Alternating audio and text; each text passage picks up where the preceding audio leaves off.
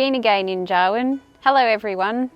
I'd like to acknowledge that we're filming today on the traditional lands of the Gumbaynggirr people and pay my respects to elders past, present and emerging, and extend that respect to all Aboriginal and Torres Strait Islander people watching this video today. G'day, my name's Jane Eales. I'm one of the team leaders for the Local Land Services Riverbank Rehabilitation Project, which is jointly funded by the New South Wales and Australian governments under the Disaster Recovery Funding Arrangements. The project is to build resilience of flood-damaged riverbanks for future flood events. Today we're in Gumma Reserve on the mid-north coast of New South Wales with the beautiful Worrell Creek, which flows into the Nambucca River behind us.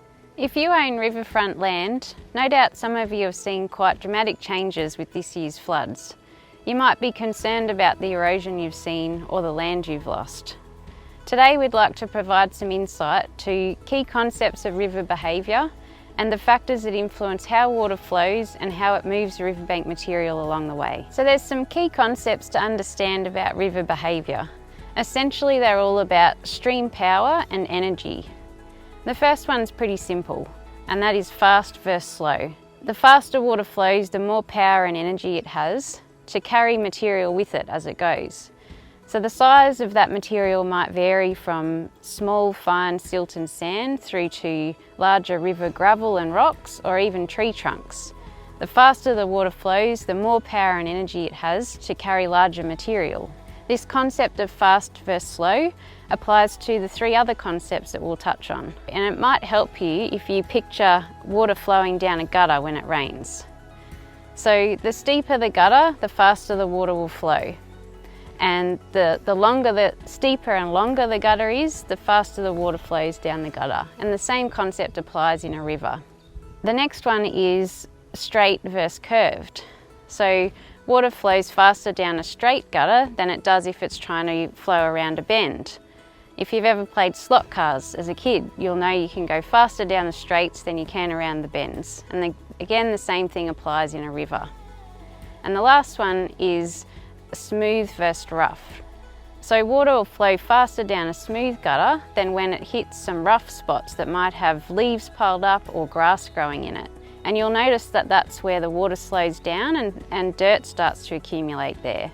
So that roughness is a critical concept for erosion management. And in a river setting, that roughness is provided by things like ground cover, a root matrix from trees and shrubs of different heights, your coarse bank and bed material, and angular rocks. So don't worry about the fine print. This diagram is just to show you the concept of a balancing scale, where the river is in a state of equilibrium when the bank material on the left is stable and strong enough to stay in place with the power of the river flow on the right. If there was good ground cover, some angular rocks and some woody debris on the bank to increase the roughness, the water will slow down, lose some of its power and deposit some of the material it is carrying. Deposition or aggradation will occur, which is the opposite to erosion. Another key concept for river condition and management is the importance of riparian vegetation. The riparian zone includes the riverbanks and adjoining land. The image on the left shows a riparian zone in good condition. You can see good vegetation cover with deep roots for bank stability to prevent erosion. The trees also provide shade. Cool rivers are more resilient to impacts after floods and provide a better environment for aquatic life cycles. You can see large woody debris from fallen trees for habitat, bank stability and pool depth. You can also see grasses that filter sediment and other pollutants as the runoff flows into the river. The image on the right shows that without vegetation and large woody debris, the channel becomes wider and shallower, banks erode more easily, and there's less habitat. Water temperature increases and fewer aquatic species can breed and live in the water. If there's no grass or short grass, that allows pollutants to flow directly into the river. The next image shows the wider the riparian zone is, the more benefits it has. You can see that stabilisation is achieved at a width of 15 metres and flood control at 25 metres. Although that's a generalisation, it is a good guide to best practice. The key concepts we've just covered are a good foundation for understanding river behaviour and erosion management.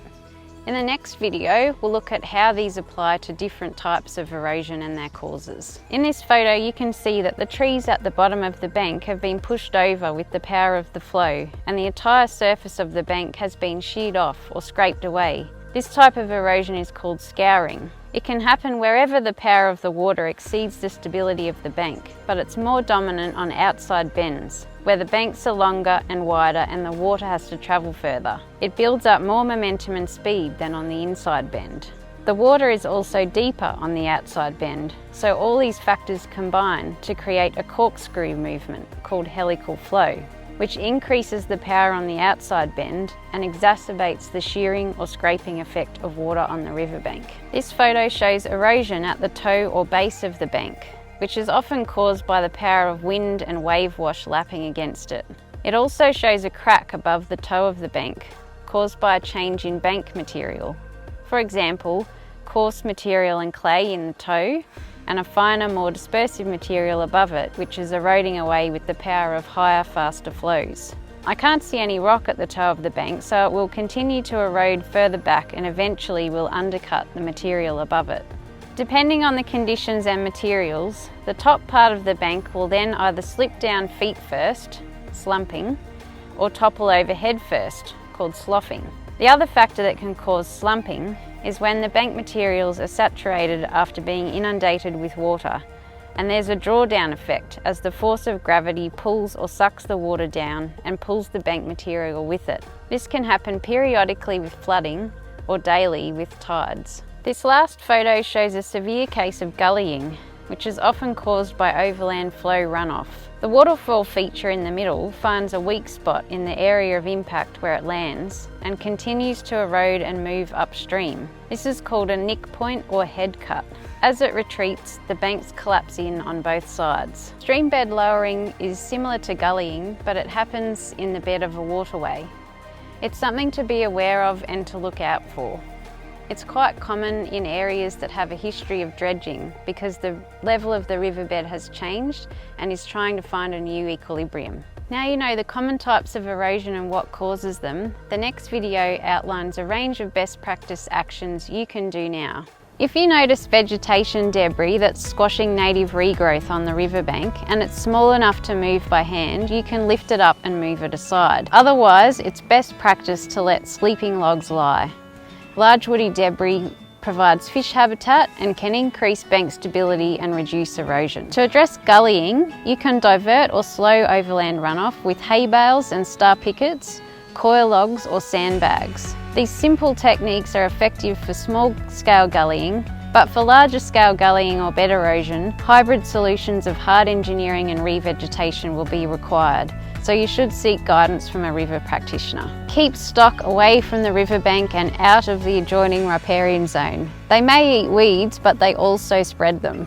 Manage stock access by installing fencing and off-stream watering, or at least limit access to one point and stabilise it. After a flood, it's easy to be fooled that the slate's been washed clean and all the weeds have gone away. Beware of the seeds lurking below the flood mud. It's important to keep an eye out for emerging weeds and manage them as soon as you see them poking through. Target priority weeds such as vines, camphor laurel seedlings, tropical soda apple and thorny weeds. Install monitoring pegs 1 to 5 metres away from the erosion edge and take photos to track erosion over time. It's important to remember that aggradation and erosion are natural river processes. When the riparian zone is wide enough and provides a buffer on each side, it's natural for the banks of most rivers to move laterally from side to side, constantly adjusting over time. As long as there's no bed erosion occurring, some erosion sites will find a state of equilibrium. In a river setting, that state of equilibrium is not static.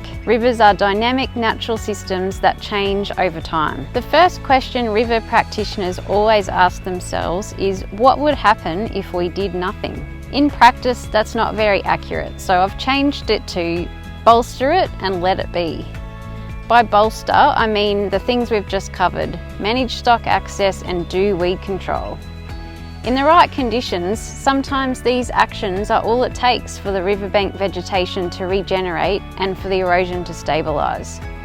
You'll probably need a river practitioner to assess your site and help you make this decision. If there's no mature native trees nearby to provide seeds, and you can't see many native seedlings starting to grow, it's good to revegetate.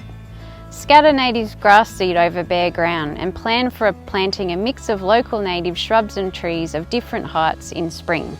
This graph shows rehabilitation effort on the left and resilience on the right. It shows that as the rehabilitation matures, effort reduces and resilience increases. For more details about all these actions, there's lots of guidance resources designed to help you to help yourself. Here's a good one for the Richmond catchment. And if you search our local land services website, ask your local council or landcare group, you should be able to find some for your local area. Now you understand the key concepts of river behaviour, common types of erosion and actions you can do yourself, we'd like to give you some insight into best practice erosion techniques that require hybrid solutions, a combination of hard engineering and regeneration. Approvals are required for this type of works, and you should be guided with designs by a river practitioner. There are over 50 river styles in New South Wales based on geomorphology traits such as slope, bed and bank geology, location in the landscape and shape. Typically they start with a gorge upstream and transition to a valley in the middle and floodplains downstream. It's best to work with natural river processes and changes over time by using river styles as a template for choosing and designing river management options. What works in one style won't work in another. For example, wood may be inappropriate in steep upper sections due to high flow power, and rock may be unnecessary expense in lower sections. Some river styles are more likely to fix themselves and find an equilibrium over time, so some management options could be a waste of effort and resources in those river styles. Historically, we've utilised a lot of rock to provide erosion control. However, rock doesn't necessarily provide all the habitat requirements that aquatic life actually requires. In that, we've moved towards more of a composite design where rock is complemented by logs, snags, different types of woody structures to actually provide those interstitial gaps and complexity in the environment that aquatic life require, both to escape heavy flows, but also for breeding and spawning requirements. Large woody debris from fallen trees provides fish habitat and can increase bank stability and reduce erosion. In the previous video we explained it's best practice to let sleeping logs lie. Sometimes fallen logs can cause erosion through associated bank collapse and directing flow into the bank. It's usually only a problem with one large individual tree that's not supported by surrounding vegetation. Rather than removing the wood, it's preferable to modify it by lopping, realigning or moving it. Fallen logs can be useful in protecting the toe of the bank if they're repositioned at an angle of 40 degrees or less to the eroding bank, with the root ball upstream. This provides armouring against the flow and encourages water to move to the centre of the channel. Approval will be required, we'll touch more on that soon. Revegetation around the fallen tree and surrounding bank is crucial to ensure long-term resilience. In the previous video we touched on some small-scale options to divert or slow runoff for managing gullying. The larger scale gullying and stream bed erosion, you'll need more sophisticated techniques. A common solution for bed erosion is to install a rock chute at the waterfall point or head cut. The key design features are rock spans the width of the channel, it has a gradual change in slope and ties into the existing bed level without a sudden jump in height. This structure helps to dissipate energy and allow energy to be consumed as it passes over the rock chute and then pass gently into the new bed level below. This photo shows the site conditions before we started the project. It shows fine silt material on the vertical face of the bank, which is a recipe for erosion. Silt requires a very gentle bank angle to rest upon. Another erosive force is the suction characteristic of water passing over the face of the bank. The only way to prevent this from mobilising the bank material is by increasing the roughness of that bank face with logs and rocks. The next photo shows the two techniques we used. One, we placed rock to provide new bank material on the bank face. We used a mix of sizes to minimise opportunities for material to be sucked out as water passes over, but also provide a mixture of interstitial gap environments. We also added large snags for habitat and complexity for commercial and recreational fish species. Logs also deflect the flow and help prevent erosion by preventing energy from hitting the bank face during flow or flood events. Logistically, it can be difficult and costly to source large woody debris or timber for use in river estuary ironworks. If you have to use rock revetment, a few design features can be used to increase their effectiveness and river habitat value. The usual flat shape of a rock revetment wall doesn't provide shelter or habitat for the array of fish species in the estuary. This corrugated design allows velocity shadows to protect fish from flows, allowing them to hide from extreme events. In the next photo, we also add complexity at the toe of the rock revetment with reef balls and large woody debris. This breaks up the velocity of flow at the toe, and that allows smaller fish species to occupy the environment and creates a greater range of habitat features within the bank profile. Corrugation along the toe and horizontally along the crest allows tidal inundation to occur within the riparian zone and promotes mangrove growth and more salt-tolerant species such as salt marsh. This approach is generally not more expensive than rock, but the outcome is far more beneficial. The site is actually now recognised as a valuable recreational fishing point because of the structure and variety of habitat that we've provided within the bank face. This corrugated log fillet design that we utilised in Emigrant Creek essentially deflects wave and boat wash, but creates a velocity shadow behind the structure that allows mangroves to recruit and colonise. One of the additional benefits of this site is that we're also increasing the deposition of material along what was formerly an eroding bank face. This photos show over time, from July 2020 to now, how mangroves have increased in size and abundance and essentially created a new riparian forest. Depending on what you want to do and where, and who owns the land, approvals and permits may be required from either Council, New South Wales Water, DPI Fisheries or Crown Lands. The bed and part of the banks are often owned by Crown Land.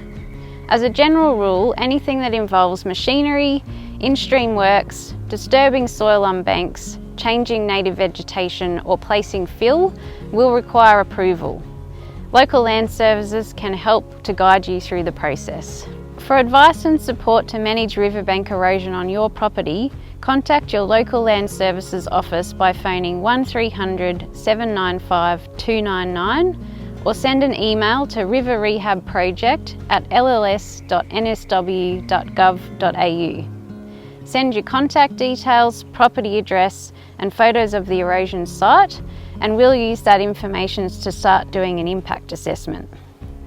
We'll call you to do an initial desktop assessment, and if necessary, we may do a site visit before providing management recommendations. If you're able to fund works yourself, we can provide guidance and referrals to contractors.